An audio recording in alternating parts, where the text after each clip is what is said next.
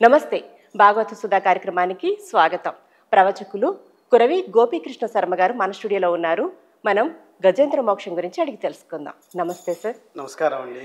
శర్మ గారు, ఇప్పుడు గజేంద్ర మోక్షం గురించి మాకు చెప్పబోయే ముందు, అంటే రుక్మిణీ కళ్యాణం అయితే పెళ్లి కాని పిల్లలు చదవాలి అని చెప్పారు. మరి ఇప్పుడు గజేంద్ర మోక్షం అనేది ఏ సమయంలో చదవాలి, ఎప్పుడు చదవాలి? భాగవతము సాయంకాలం పూట చదవమని ఉన్నది. గజేంద్ర మోక్షణము భాగవతంలో ఉన్న ఒక భాగాన్ని గజేంద్ర మోక్షణము అష్టమ స్కందంలో ఉన్నది. అది పొద్దున పూట చదవాలి అంటారు. మనం ఎప్పుడైనా ఒక కార్యక్రమాన్ని ప్రారంభం చేసేటప్పుడు గణపతితో ప్రార్థన చేయాలి, అప్పుడు కార్యక్రమాన్ని ప్రారంభం చేస్తాం. ఆ విధంగానే ప్రతిరోజు కూడా నిద్ర లేవంగానే కాలకృత్యాలు నిర్వర్తించుకొని గణపతిని ప్రార్థన చేసుకొని పొద్దున పూట గజేంద్ర మోక్షణం పూర్వం చదివేవారు. ఆ విధంగా ఒకసారి గజేంద్ర మోక్షణం ప్రారంభంలో గణపతిని ప్రార్థన చేద్దాం. లక్ష్మీం తనాతు నితరాం ఇతరానపేక్షం అంఘ్రిద్వయం నిగమశాఖి శిఖా ప్రవాలం హైరంబమంబురహడంబర చౌర్య నిఘ్నం విఘ్నాద్రిభేద శతధార ధూరంధరన్న. ఈ యొక్క శ్లోకానికి అర్థం ఏమిటి అంటే, ఆదో పూజ్యో గణాధిప అన్నారు. గణపతికి నమస్కారం చేసుకుంటాం. మనం ఒక మంచి కార్యక్రమాన్ని ప్రారంభం చేద్దాము అంటే ఏదో ఒక ఆటంకం వస్తుంది. ఆటంకాలు తొలగాలి అంటే గణపతి యొక్క ప్రార్థన చేయాలి. ఇప్పుడు చెప్పినటువంటి యొక్క శ్లోకంలో గణపతి యొక్క ప్రార్థనలో పూర్వము ఇంద్రుడు వజ్రాయుధముతో పర్వతముల యొక్క రెక్కలను ఖండన చేశారు అన్నారు. పర్వతాల యొక్క రెక్కలు ఖండన ఎందుకు చేశారు అంటే, రెక్కలతో ఎగురుతూ పక్షులు ఎలా అయితే రెక్కలతో ఎగురుతూ ఉంటాయో పర్వతాలు కూడా ఎగురుతూ జనావాసాల మీద పడి అందరూ కూడా మృత్యువాత పొందుతూ ఉండేవారు. పర్వతాలు ఎగరటం ఏంటి సార్? పర్వతాలకి రెక్కలు ఉన్నాయండి. అలా రెక్కలతో జనావాసాల మీద పడిన మాత్రమునే జన నష్టం అవుతోందని ఈ యొక్క ఇంద్రుడు, దేవేంద్రుడు, ఆయన యొక్క ఆయుధము వజ్రాయుధం, దానితో రెక్కలను ఖండన చేశారు, ఛేదింపబడ్డారు. అప్పటి నుంచి పర్వతాలు ఒకచోటే ఉన్నాయి. ఆ విధంగానే మనం మొదలు పెడదామంటే ఏదో ఒక ఆటంకం వస్తుంది. స్వామి, ఓ గణపతి, పూర్వం ఇంద్రుడు ఏ విధంగా అయితే ఆ రెక్కలు ఖండన చేసి పర్వతాన్ని ఒకచోట స్థిరంగా పెట్టారో, నీ అనుగ్రహంతో మాకు వచ్చేటువంటి దోషాలన్నీ తొలగింపచేవయ్యా అనేటువంటి అర్థంగా వస్తుంది. కాబట్టి పొద్దున పూట గజేంద్ర మోక్షణం ప్రారంభం చేసేటప్పుడు ముందుగా ఈ యొక్క గణపతి శ్లోకాన్ని చదువుకోవాలి. దానితో పాటు పొద్దున పూటే ఎందుకు గజేంద్ర మోక్షణం చదవాలి అంటే, జగములు తెలియని వారు గజములు. జగ తిరగవేయండి, గజ. ఆత్మశక్తిం న జానాతీతి గజ నిరంతర లోలాయమాన గజ. మనం పొద్దున్నే నిద్రలేవంగానే ఇవాళ ఈ పని చేద్దాం అనుకుంటాం. మధ్యాహ్నం సాయంత్రానికి వచ్చేటప్పటికల్లా మనసు మారిపోయి చేయవలసిన పని చేయకుండా నాగా పెట్టి, అంటే హోల్డ్లో పెట్టి వేరే పనుల మీద వెళ్ళిపోతూ ఉంటాం అన్నమాట. అవి ఎందుకని అంటే, గ్రహముల యొక్క బాధల వలన మనం అనుకున్నవి ముందుకు వెళ్ళవు. కాబట్టి పొద్దున పూటే గజేంద్ర మోక్షణాన్ని చదువుకున్నట్లయితే మొసలి గజమును పట్టుకుంది, అలాగే మనల్ని కూడా గ్రహాలు పట్టుకున్నాయి. ఆ గ్రహాలు తొలగాలి అంటే ప్రాతకాలంలోనే ఇంటి కులదేవతకి నమస్కారం చేసుకొని గజేంద్ర మోక్షణం చదివినట్లయితే ఆ రోజు అనుకున్న పనులన్నీ కూడా శుభము, మంగళము, కళ్యాణంతో సమృద్ధిగా పరిపూర్ణం అవుతుంది అని మన పూర్వీకులు పొద్దున పూట గజేంద్ర మోక్షణం చదవండి అనేవారు. సాయంకాలం పూట రుక్మిణీ కళ్యాణం చదవండి అని మన పూర్వీకులు చెబుతూ ఉండేవారండి. శర్మ గారు, ఇప్పుడు అంటే గజేంద్ర మోక్షం అనేది ఎప్పుడు జరిగింది, ఏ కాలంలో జరిగింది? మనం వాడుకలో గజేంద్ర మోక్షము అంటాము. నిజంగా చెప్పాలి గజేంద్ర మోక్షణము అనాలి. మోక్షణము అనేటువంటిది పరమపద సోపాన పఠము అంటాం కదా. జ్ఞానార్థి ఏవ కైవల్యం. భగవంతుడి యొక్క అనుగ్రహాన్ని పొందటానికి, ఇంకా పొందామనుకోండి ఇంకా మనకి కోరికలు అనేటువంటివి ఏమీ లేవు అని అర్థం అన్నమాట. ఇప్పుడు మోక్షంకి డిఫరెన్స్. మోక్షణము అనాలి, మోక్షణము అనాలి. అయితే ఈ గజేంద్ర మోక్షణం ఎప్పుడు జరిగింది అంటే, మనకి ఒక సంవత్సరం, ఒక నెల ఏదో ఒక హద్దుగా పెట్టుకుంటాం. 365 రోజులని 366 రోజులని చాంద్రమానము సౌరమానముగా లెక్క వస్తూ ఉంటుంది. అదే ఇంగ్లీష్ పద్ధతిగా వస్తే జనవరి 31, ఫిబ్రవరి 28, లీపు సంవత్సరం అయితే 29, ఇలాగా లెక్క ఎలా అయితే మాసములు అనగా నెలలు పెట్టుకున్నామో మనకి గంటలు 24 గంటలు కదా. ఆ విధంగానే బ్రహ్మగారికి 100 సంవత్సరాలు, బ్రహ్మగారికి 100 సంవత్సరాలు ఉందండి. ఆ 100 సంవత్సరాలలో ఒక రోజు అంటే ఆయనకి 28 గంటలు, మనకి 24 గంటలు, గంటకి 60 నిమిషాలు, వారికి 28 గంటలు. ఒక గంట ఒక మనువు కాలం అంటే 70 లక్షల సంవత్సరాల పైగా అయితే ఆయనకి ఒక గంట. ఆ విధంగా బ్రహ్మగారి ఆయుష్ 100 సంవత్సరాలు. అంటే ఇప్పుడు సంకల్పం ప్రతిరోజు కూడా పూజ చేసేటప్పుడు ఆచమనం చేసి వైవస్వతమన్వంతరే అంటాం. కలియుగే ద్వితీయ పరార్థే బ్రహ్మగారి యొక్క 100 సంవత్సరాలలో 50 సంవత్సరాలు పరిపూర్ణం అయిపోయింది. మిగిలిన 50 సంవత్సరంలో ఉన్నాను అని చెప్పటం. మన భారతీయ సాంప్రదాయంలో ఏ రోజు ఎప్పుడు ఎక్కడ గ్రహణం వస్తుంది, ఏమి జరిగింది అనేది పూర్వం నుంచి సనాతన ధర్మం కదా. ఆ విధంగానే గజేంద్ర మోక్షం ఎప్పుడు జరిగింది అని మనకు అనుమానం వస్తుంది అని శ్రీ శుకుల వారు చెబుతూ ఉండగా పరీక్షిత్ నరేంద్రుడు వింటూ ఉన్నారు. భాగవతం చెబుతున్నారు. భాగవతంలో 8వ స్కంధానికి వచ్చారు. రామాయణము భారతము ఇది ఒక సమానంగా సీరియల్గా వరుస క్రమంలో వరుస వెళ్ళిపోతుంది. భాగవతం అట్లా కాదు. 7 రోజులలో తనకి మృత్యువు ఉన్నది అని తెలిసినా తన గురించి కాకుండా మరణం ఆసన్నమవుతున్నప్పుడు మానవుడు ఏది చేస్తే భగవంతుడి యొక్క అనుగ్రహాన్ని పొందుతారు. అంటే ఇక్కడ ఉద్దేశం పరీక్షిత్ నరేంద్రుని అడ్డు పెట్టుకొని భగవంతుడు శ్రీ శుకుల వారి ద్వారా మనకి చెప్పబడింది అనమాట. కాబట్టి రామాయణము భారతం ఒక సీరియల్గా వరుస క్రమంలో వెళ్తుంది. పరీక్షిత్ నరేంద్రుడు మనసులో ఏదో ఒక భావం ప్రశ్న వస్తుంది. ప్రశ్న గురువు గారు శ్రీ శుకుల వారికి చెప్పారు. వెంటనే ఆయనకు తోచినటువంటి ఆ సమయంలో ఉన్న కథ చెబుతారు. ఈ విధంగా ఏది ముందు ఏది వెనకాల ఇలా వరుస క్రమంలో ఉండదు. కానీ మన భారతీయ సాంప్రదాయంలో అనేక పురాణాలలో మనకు చెప్పబడింది ఏమిటి అంటే భాగవతంలో 8వ స్కంధంలో గజేంద్ర మోక్షణం ఉన్నది. భాగవతాన్ని పురాణము అంటాం కదా. పురాణము అంటే సర్గశ్చ ప్రతిసర్గశ్చ వంశో మన్వంతరాని చ వంశానుచరితం అంటారు. సర్గ అనగా సృష్టి ప్రారంభమైంది, సృష్టి అంతరించిపోయింది. ప్రతిసర్గ అనగా మరల సృష్టి ప్రారంభమవుతుంది. మనకి ఆదివారం నుంచి శనివారం దాకా వచ్చిన తర్వాత రోజులన్నీ అయిన తర్వాత మరలా ఆదివారం ఎలా అయితే ప్రారంభమవుతుందో ఈ పురాణంలో కూడా 5 లక్షణాలలో సృష్టి ప్రారంభమైంది, అంతమైంది, మరలా ప్రతి సృష్టి జరిగింది అని చెప్పేటువంటిది ప్రతిసర్గ అంటారు. అదేవిధంగా వంశము గురించి చెబుతారు. సూర్యవంశము, చంద్రవంశము, యదువంశము. ఈ వంశము ఏదో ఒక మొహమాటానికి 1000 సంవత్సరాలని కాదు. ఎన్ని యుగాలు ఉంటాయో అన్ని యుగాలు కూడా ఉంటుంది. సూర్యవంశం ఇప్పటికీ ఉన్నదండి. త్రేతాయుగంలో జరిగినటువంటి రాముల వారు సూర్యవంశపు రాజులు ఉన్నారు కదా, వారికి సంబంధమైన వారు ఇప్పటికీ ఉన్నారు. ఈ విధంగా వంశము చెప్పాలి, వంశాను చరిత్ర కూడా చెప్పాలి, మన్వంతరాల గురించి కూడా చెబుతారు. దీనిని పురాణము అంటారు. ఆ విధంగా భాగవతంలో పురాణములో 8వ స్కంధంలో 4వ మన్వంతరంలో జరిగిందయ్యా. మానవాధీశ్వర మనువు 4వ వాడు తామసుండనగ ఉత్తముని భ్రాత. మనకి మన్వంతరాలు ఎన్ని అంటే మొత్తం 14 మనువులు ఉన్నారు. ఇప్పుడు 7వ మన్వంతరంలో ఉన్నాం. వైవస్వత మన్వంతరే అంటాం.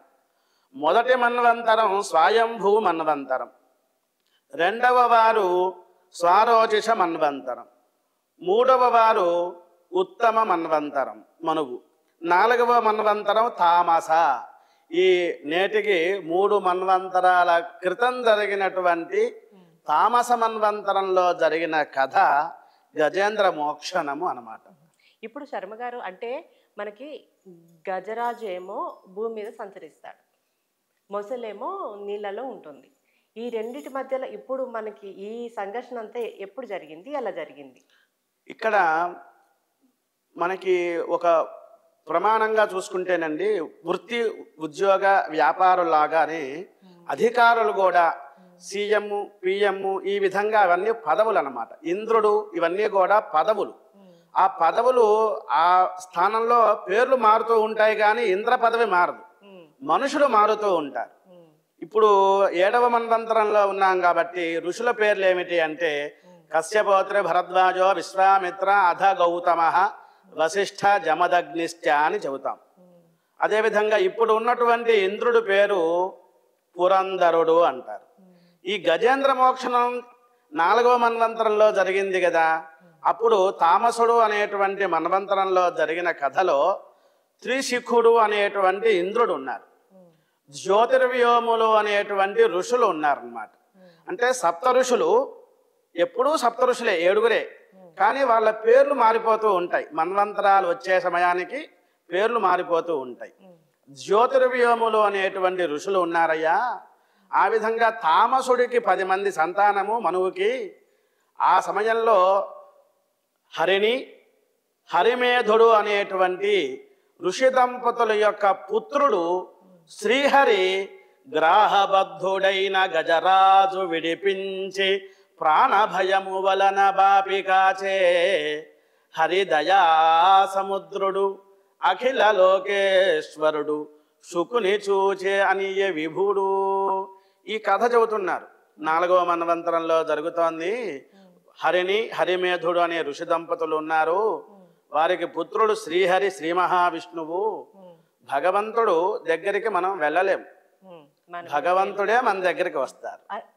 దానిని అవతారం, దాన్ని అవతరణము అంటారు. కాబట్టి మొసలి చేత పీడింపబడుతున్నటువంటి గజరాజుని రక్షించటానికి భగవంతుడే వచ్చాడు అని శ్రీశుకుల వారు చెప్పంగానే పరీక్షిత్ నరేంద్రుడికి అనుమానం వచ్చింది. ఇప్పుడు మీరు అడిగినట్లుగానే ఏనుగేమో వనంలో ఉంటుంది కదా, మొసలేమో నీటిలో ఉంటుంది కదా, వాళ్ళిద్దరి యొక్క లంకె ఆ తటస్థం ఎలా జరిగింది అని పరీక్షిత్ నరేంద్రుడు కూడా అడిగారు. నీరాట వనాటములకు పోరాటం ఎట్లు కలిగే పురుషోత్తముచే ఆరాట ఎట్లు మానెను. పురుషోత్తముడు భగవంతుడు గురించి ఏ విధంగా ఆరాట పడింది అవి నాకు తప్పకుండా విస్తారంగా చెప్పండి. భగవత్ కథలు విన్నామనుకోండి, అది గ్రహ బాధలన్నీ తొలగిపోతాయి. అందుకనే మొసలి కూడా తన బాధని తొలగింప చేసుకుంది శ్రీహరి వలన. ఆ విధంగా కథ ప్రారంభమవుతూ శ్రీశుకుల వారు చెబుతున్నారు. పూర్వము పెద్ద పర్వతం ఉందయ్యా, పాలసముద్రంలో పర్వతం ఉంది. దానికి 3 శిఖరాలు ఉన్నాయి, సూర్యకిరణాలు పడుతున్నాయి. కాంచనాయస్సార కలధౌత విధములై 3 శృంగంబులు మొనసియుండు. మన వాళ్ళు మానస సరోవరం అని వెళ్తారు. మౌంట్ కైలాష్ అంటాం కదండి. మానస సరోవరం దగ్గర కైలాస పర్వతం ఉన్నది. సూర్యుడు ప్రకాశించేటప్పుడు పొద్దున పూట బంగారపు కొండలాగా కనబడుతుంది.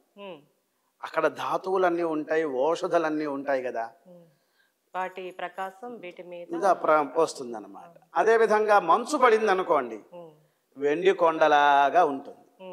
మనకి దగ్గరలోనే మన మాంసనేత్రాలకే కైలాస పర్వతాన్ని చూస్తే బంగారపు కొండగా వెండి కొండగా ఎలా అయితే కనపడుతుందో, ఈ పాల సముద్రంలో కూడా ఓ రాజేంద్ర వినవయ్యా, 3 శిఖరాలతో ఉన్న పర్వతం ఉంది.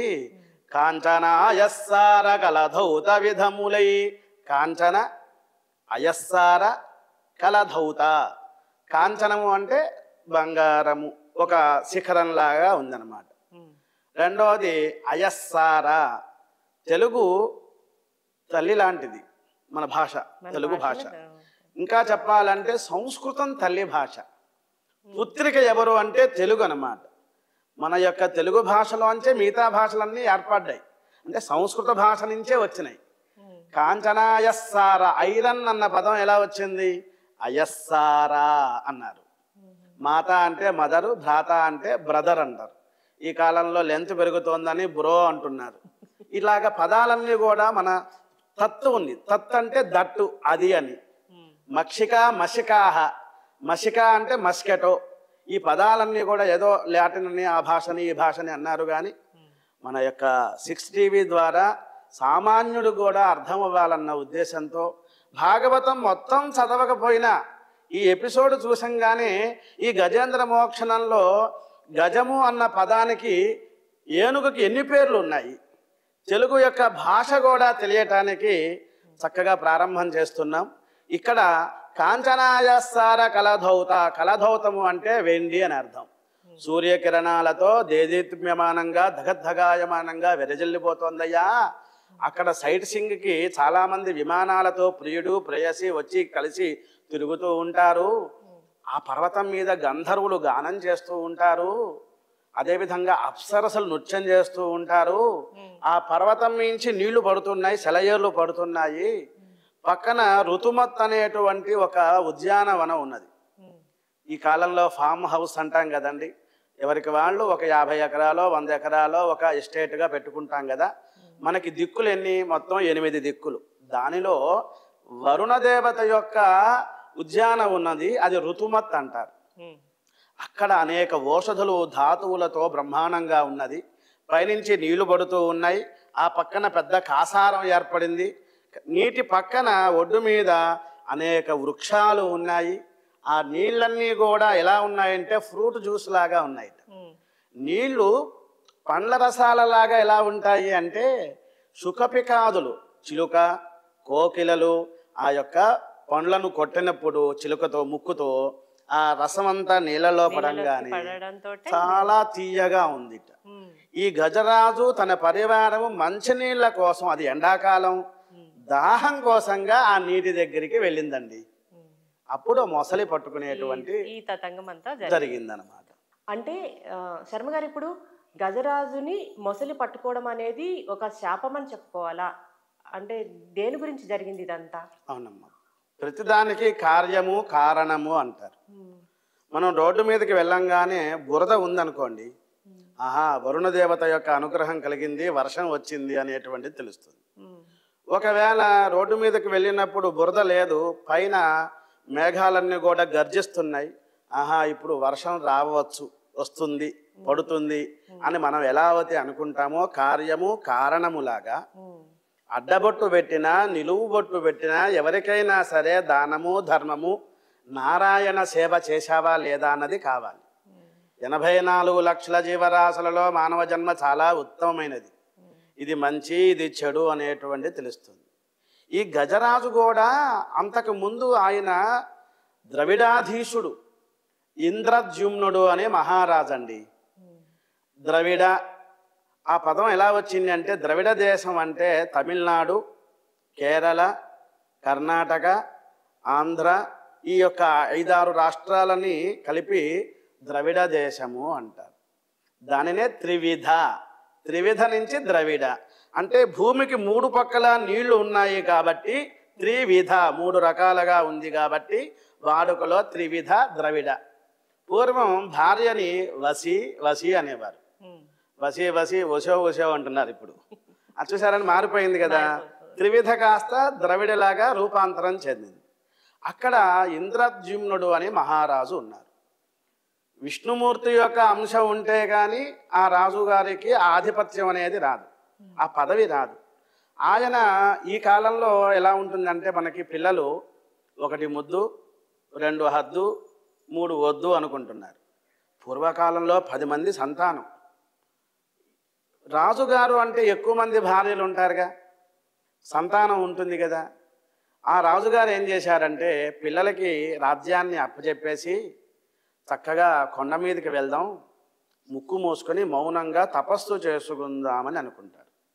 అలాగా రాజుగారు బయలుదేరిన తర్వాత ఇంద్రద్యుమ్నుడు అనే మహారాజు వెళ్ళిన తర్వాత ఆయనతో పాటు ఆయన భార్యలు వచ్చారు, పిల్లలు వచ్చేశారు, పట్టణంలో ఉన్నటువంటి రాజ్యంలో ఉన్న ప్రజలు భటులు అందరూ వచ్చారు. అందుకని ఎప్పుడైనా మెడిటేషన్ చేసేటప్పుడు మౌనంగా ఉండాలి అంటే, తపస్సు చేయాలి అంటే ఒక్కరే ఉండాలి. ఏకహ తపహ, తపస్సు చేసుకునేటప్పుడు ఒక్కరే ఉండాలి. చదువుకునేటప్పుడు 2 ఉండాలి, ద్విరాధ్యాయి, జోడు ఎడ్లులాగా నువ్వా నేనా అన్నట్టుగా ఉండాలి. మనకి సంగీతం నేర్చుకునేటప్పుడు త్రిభిర్ గీతం ముగ్గురు ఉండాలి. గానం తానం పల్లవి అన్నట్టుగా ఒక ముగ్గురిని పెడతారు. సంగీతం టీచర్ గారి దగ్గరికి వెళ్ళినప్పుడు మా పిల్లలకి మీరు చదువు చెప్పాలి, సంగీతం చెప్పాలి అంటే మీ పిల్లలు ఇద్దరేనండి, ఇంకొక అబ్బాయిని తీసుకురండి, లేకపోతే వాళ్ళ అమ్మాయినో అబ్బాయినో కూర్చోబెట్టి ముగ్గురికి చెప్పాలి సంగీతం నేర్చుకునేటువంటి విధానం. చతుష్పథం అంటే నలుగురు వెళ్ళేదోవ మనం వెళ్ళాలి. పూర్వకాలంలో అరణ్యాలు కాబట్టి ఈ రస్తా బాగుంది, ఈ దారి బాగుంది, ఈ వే బాగుంది, 10 మంది వెళ్ళారు, మనం సేఫ్గా భద్రంగా వెళ్ళవచ్చు అనేటువంటిది ఉంటుంది. ఇవన్నీ కూడా ఒక లక్షణం అన్నమాట. ఈయన తపస్సు చేసుకుందామని అరణ్యంలోకి వెళ్లకుండా పర్వతం దగ్గరికి వెళ్ళి తపస్సు మెడిటేషన్ చేద్దాం అనుకున్నప్పుడు భార్య పిల్లలు ఈ యొక్క గందరగోళంగా వస్తున్న సమయంలో అగస్త్య మహర్షి గారు వచ్చారు. ఆయనని కుంభ సంభవుడు అంటారు. కలసజ, కలశం అంటే కుంభం, జ అంటే పుట్టటం. అగస్త్య మహర్షి ఆయన వచ్చినప్పుడు ఈయన కూడా మన ఇలాఖే కదా, నేను మౌనంగా ఉన్నాను మునిని, ఆయన కూడా అగస్త్యముని అని ఆయన పిలవలేదు, పలకరించలేదు. ఆయనకి కోపం వచ్చి మూఢ లుబ్ధ, చదువుకున్న వాళ్ళు మంచి చెడు, మొన్న చూడండి కరోనా సమయంలో కూడా చేతులు కడుక్కోవాలి, ముక్కుకి వస్త్రం పెట్టుకోవాలి, ఎలా నియమాలు ఏవైతే ఉన్నాయో అది ఆటవికులు చేస్తారా? చేయలేరు. కాళహస్తిలో తిన్నడు కూడా ఆ బోయవాడు కూడా భగవంతుడికి చేతులు కడుక్కోకుండా తన తినే పదార్థం భగవంతుడికి ఇచ్చాడు. మనం కొంచెం విజ్ఞానవంతులం కాబట్టి మంచి చెడు శుద్ధి చేసుకోవాలి. ఈయన మహారాజు కదా, వచ్చిన వాళ్ళని పిలవాలి కదా. లుబ్ధ అంటే లోభి కాదు, తెలియని పామరుడివి, ఇంత ఉన్నత ఉద్యోగంలో ఇంత స్థాయిలో ఉండి కూడా నన్ను అవమానించావు కాబట్టి లుబ్ధ, కరీంద్రోత్తమయోనిం పుట్టమని శాపం ఇచ్చే భూవల్లవా, నీవు గజరాజుగా భూలోకంలో పుట్టు అని శాపం పెట్టారు. దాని వలనే ఇంద్రద్యుమ్నుడు అనే మహారాజు గజేంద్రుడుగా ఇప్పుడు చెప్పిన ఋతుమత్ అనేటువంటి వనం దగ్గర నీళ్ళల్లోకి కాసారంలోకి భార్యలతో పాటు వెళ్ళాడమ్మా.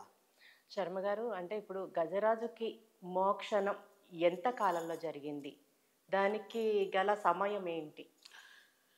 గజరాజు చాలా బాధ పొందాడు. అసలు దీనికన్నా వర్ణన ఉంది.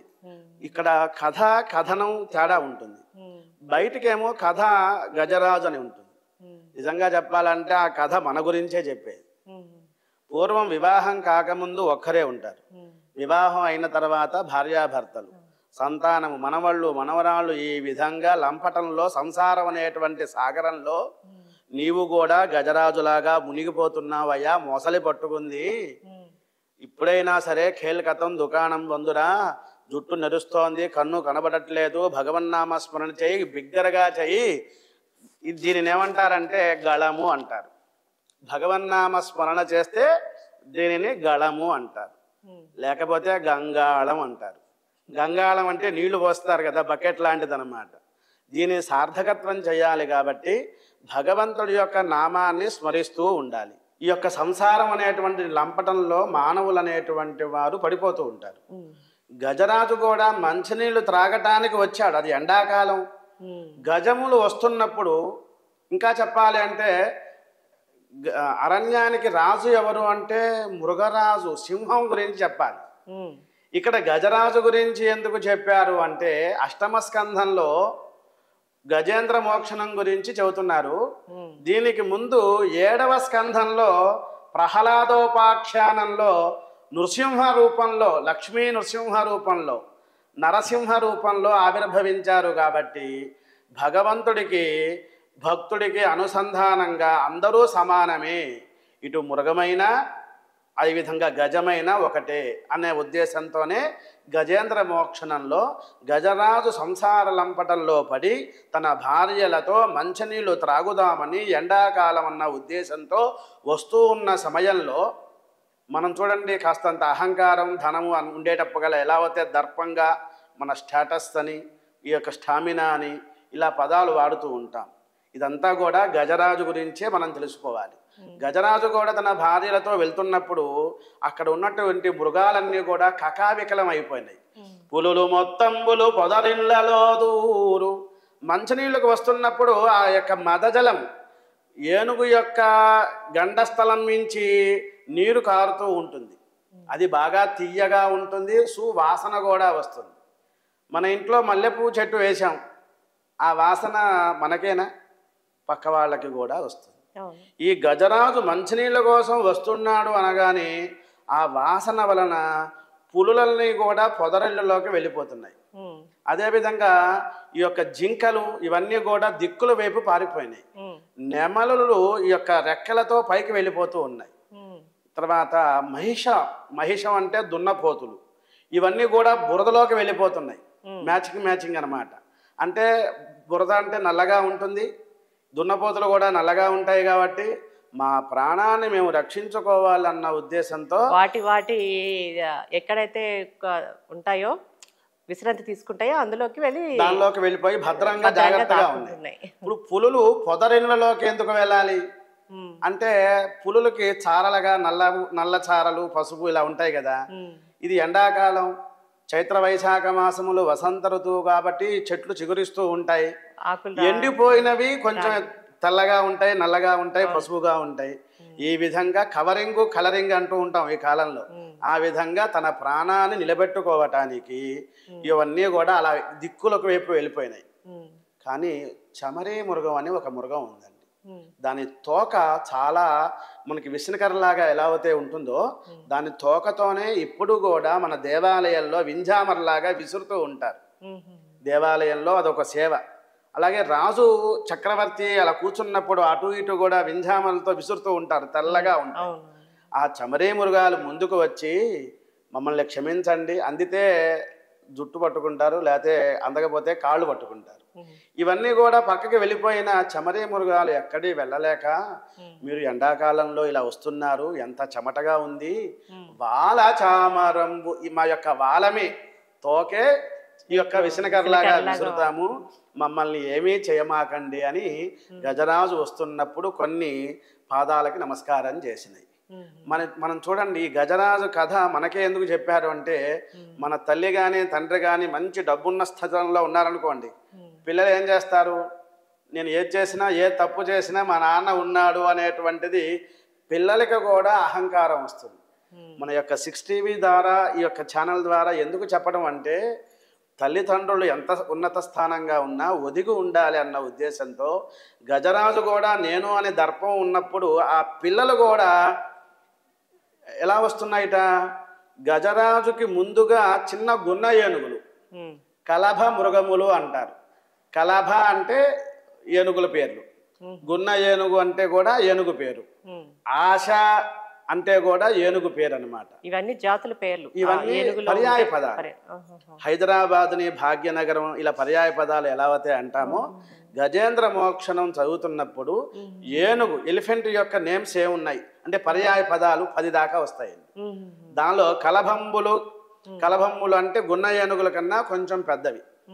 వాళ్ళ నాన్నగారు పరివారం వస్తున్నారు కాబట్టి అంటే అవి ఏజ్ని బట్టి వయసును బట్టి వచ్చిన పేర్లు ఇవి. అవునండి, వయసును బట్టి ఆ పేర్లు మారుతూ ఉంటాయి. ఏదేమైనా గజానికి సంబంధించింది. తల్లిదండ్రులు వస్తున్నారన్న ఉద్దేశంతో ఈ గున్న ఏనుగులు పైనుంచి పిడుగులు పడుతున్నాయి అనుకోండి, ఎండాకాలం ఎక్కువగా తుఫాన్ వస్తూ ఉంటుంది, పైనుంచి పిడుగులు పడుతుంటే కుంభస్థలంతో వాలీబాల్ లాగా ఆడుతున్నాయిట. తర్వాత ర్యాగింగ్ చేస్తున్నాయి. పులులన్నీ కూడా ఒక చోట కూర్చోబెట్టి మా నాన్నగారు వెనకాల వస్తున్నారు ఇలా కూర్చోండి అంటున్నాయి. ఒకవేళ ఏనుగులు ఇలా వస్తున్న సమయంలో రస్తాలు దారి బాగుండాలి కదా, దారి సక్రమంగా మంచిగా చేయటానికి కొండలు ఎగుడు దిగుడుగా ఉన్నాయనుకోండి, ఈ గున్న ఏనుగులు ఏం చేస్తున్నాయి, కుంభస్థలంతో ఆ కొండని పిండిగా చేసి చక్కగా రస్తాలు చేసి వెళ్ళిపోతున్నాయిట, దారి సమంగా చేస్తున్నాయి. తన యొక్క ప్రతాపాన్ని చిన్న గున్న ఏనుగులే ఇలా ఉంటే ఇంకా పెద్ద ఏనుగు గురించి చెప్పాలా అన్న ఉద్దేశంతో అలా దబదబా నీళ్ళల్లో దూకిందనమాట. నీళ్లు త్రాగుతూ ఉన్నాయి, ఆడ ఏనుగుల మీద నీళ్లు పోస్తూ ఉన్నాయి. తన పనేమిటి, మంచినీళ్లు త్రాగి వెళ్ళొచ్చు కదా, అలా కాకుండా నా దర్పం ఏమిటో చూడు అంటూ మత్తేభంలో పోతన్న గారు అద్భుతంగా చెప్పారు. శర్మ గారు, ఇప్పుడు గజరాజు వచ్చింది, నీళ్లు తాగి వెళ్ళిపోవచ్చు కదా, అంత సమయం ఎందుకు కేటాయించింది అంటే ఆ మొసలి వచ్చి పట్టుకునే అంత సమయం? ప్రతి మనిషి కూడా అధపాతాలు అంటే కిందకి పడిపోవటానికి కారణం ఉమ్, కంటి వలన, చెవి వలన, చర్మం వలన, వాసన వలన, ఈ త్వక్, చక్షు, శ్రోత్ర, జిహ్వ, ఆఘ్రాణ పంచేంద్రియాల వలన పడిపోతారు. ఉమ్, అక్కడ నీళ్లు ఉన్నాయని ఎలా తెలిసింది అంటే పైనుంచి సెలయేర్లు పడుతుంటే ఆ నీటి తుంపరలు ఈ యొక్క చర్మం మీద పడి ఏసీలో ఉన్నట్టుగా చల్లగా ఉంది. కంటితో చూస్తే సీనరీ చక్కగా ఉంది. ఉమ్, శుకపికాదులన్నీ కూడా ధ్వని కిలకిల ధ్వని చేస్తుంటే చెవులకి ఇంపుగా సొంపుగా ఉంది.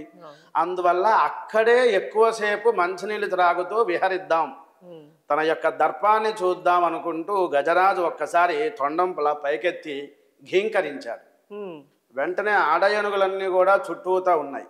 ఉమ్, మరి ఇంటి యజమాని ఏం చెబుతాడో అని చూస్తున్నాయి. ఉమ్, పృథుశక్తిన్ గజమా జలగ్రహముతో పెకేళ్లు పోరాడి సంశిథిలంబై తన లాభు వైర్య బలము చింతించి మిథ్యా మనోరథమింకేటికి దీని గెల్వ సరిపోరం జాలరాదంచు అవ్యధమే ఇట్లు పూర్వపుణ్య ఫల దివ్య జ్ఞాన సంపత్తితో.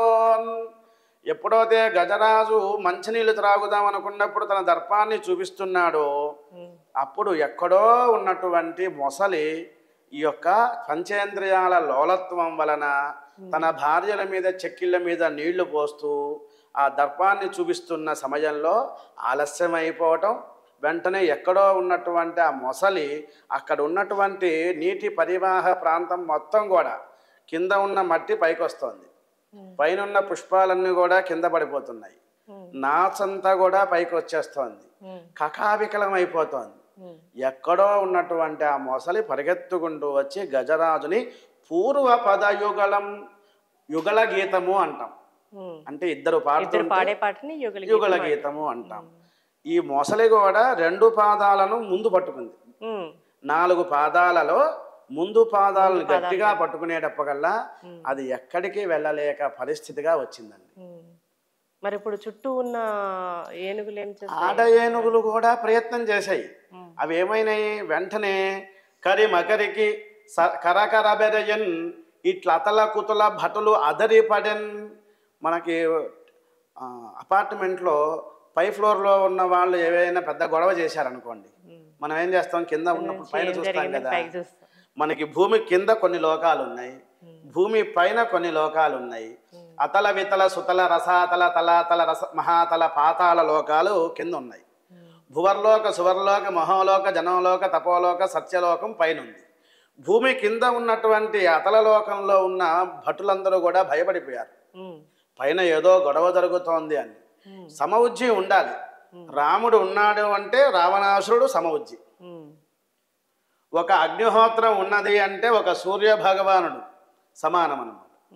ఆ విధంగానే మొసలి తన యొక్క పట్టు ఎలా ఉంది అంటే నీటిలో స్థానబలం కదా, గట్టిగా పట్టేసుకుంది. గజరాజు విడిపించుకుందాం అనుకున్నారు. ఈ సన్నివేశంలోనే ఆడ ఏనుగులన్నీ కూడా పైన ఒడ్డుకొచ్చాయి. గజరాజును అలా తీసుకువెళ్ళిపోతోంది మొసలి. ఈ ఆడ ఏనుగులలో తొండం బాగా పెద్దగా ఉన్నటువంటి ఒక ఏనుగు, ఆడ ఏనుగు ఒడ్డు మీద తొండాన్ని అలా వేసిందనమాట. మనం చూడండి, నీళ్ళలో ఎవరైనా పడితే చేయి పట్టుకుంటాం కదా, పట్టుకోమని సహాయంగా ఇచ్చింది. ఒకవేళ ఇది పడిపోతుందేమో అన్న ఉద్దేశంతో ఇంకొక ఆడ ఏనుగు తన యొక్క లింక్ చైన్ సిస్టమ్ లాగా అలాగ దాని కాలు పట్టుకుంది. అంటే ఒక ఏనుగు తొండంతో ఒక ఏనుగు కాలుని పట్టుకోవటం, అలాగా ఒడ్డు దగ్గర ఉన్న ఆడ ఏనుగు పడిపోయిన పిల్లల్ని ఎవరన్నా మనం ఎలా రక్షిస్తామో అవి కూడా అలాగే. ఆ విధంగా ఆడ ఏనుగులన్నీ కూడా భార్యలు కూడా ప్రయత్నం చేశాయి. అయితే హరినాపి హరేనాపి బ్రహ్మనాపి సురైరపి లలాట లిఖితం, రాసి పెట్టినది ఎవరు తప్పించలేరు. కాబట్టి మొసలి ఎందుకు పట్టుకుంది అంటే అగస్త్య మహర్షి గారి యొక్క శాపం వలన శాప విముక్తి కూడా చెప్పారు.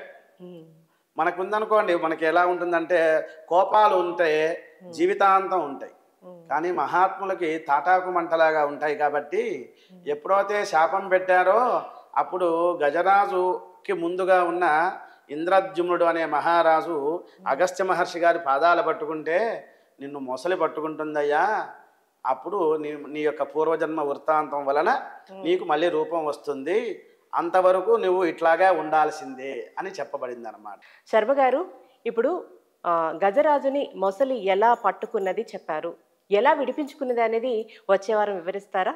మీ అమూల్యమైన సమయాన్ని మా 6 టీవీ ప్రేక్షకులకు కేటాయించి చాలా చక్కగా చెప్తున్నారు సార్. ధన్యవాదాలు. ధన్యవాదాలమ్మా, తప్పకుండా. గజేంద్ర మోక్షణం గురించి మిగతా కథ మనం వచ్చే వారం తెలుసుకుందాం. చూస్తూనే ఉండండి 6 టీవీ, ఇది సామాన్యుని ఆరో ప్రాణం.